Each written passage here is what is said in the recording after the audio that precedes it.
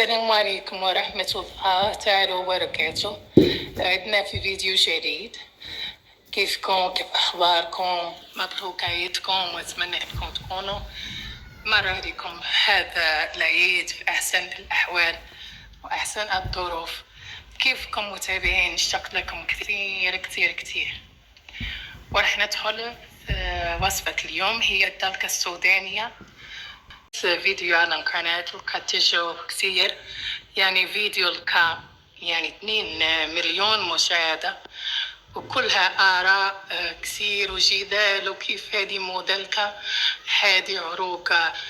المهم أنا بس بحثت وشفت إن الدلكة السودانية عريقة توجد بعد 4 أيام، تحط على يعني قدر وتحط فوق يعني الخشب، بتجهز بس على البخار الخشب. وفعلا صراحة أتمنى إنكم تجربوها، كتير حلوة.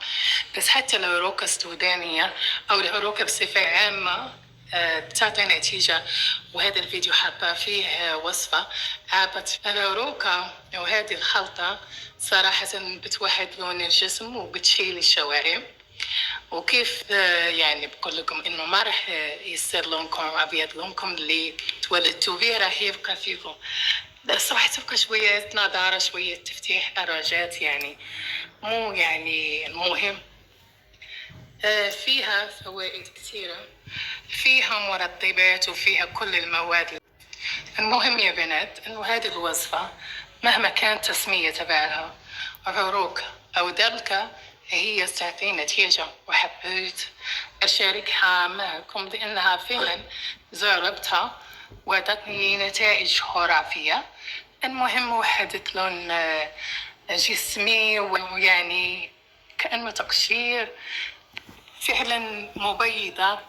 وتبع الوصفة مباشرة سجلي معي. راح نحتاج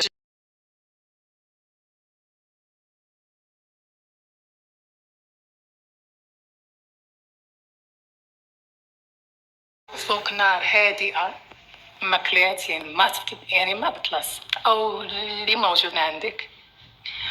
كوب من الدقيق، يعني بنصحك إنك تستعملي الدقيق الكامل، راح يبقى يجهز يتحمر نحن يصير لونه الأصفر. وبعد ما يتحمر الدقيق نضيف عليه ملعقتين من النشا الذرة وملعقتين من القهوة تكون جودة عالية، ورجعهم للنار يعني تكون خفيفة. نحرك ونضيف على الخليط كوب من الماء، ونحرك لحين ما يجهز. ولما يتجانس الخليط نبدأ نحركه لحين ما يتجانس، ونضيف عليه فنجان سكر ونصف حامضة، ونخلط لحين ما يتجانس. وبعدين نشكل الكرات.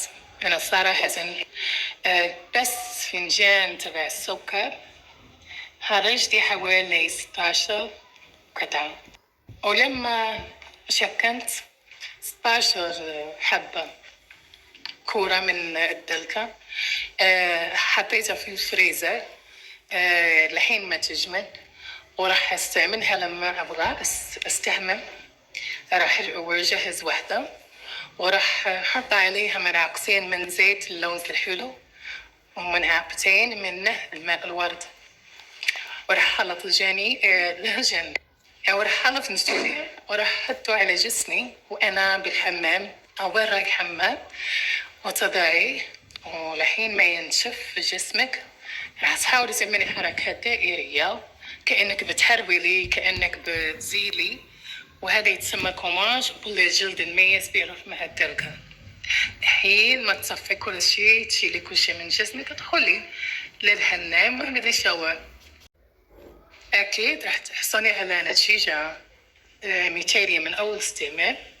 بس حبيبتي إذا كانت بشرتك حساسة تفاديها وتفادي يعني الليمون تضعيه على جسمك في هذه الحرارة على وجهك، يعني بعدوا عن الوجه، كل الفلابات اللي نسيبها من وجهك بعدوا عنها، لأنه بتصير تهيج كبير في فصل الصيف، الحرارة أسوأ. وصلنا. خلوا لي كومنتات حلوة بتكون، اعملوا اشتراك للفيديو، لايكات، تفضل الناس اشتراككم الفيديو، لايكات، تفضل الناس اشتراككم، جرس. واتمنى انه هذا الفيديو يلقاكم في احسن حال. الى الملتقى في فيديو جديد على قناة. كل الدعم والتشجيع، بحبكم كثير يا اغلى اوفياء للقناة. مع السلامة.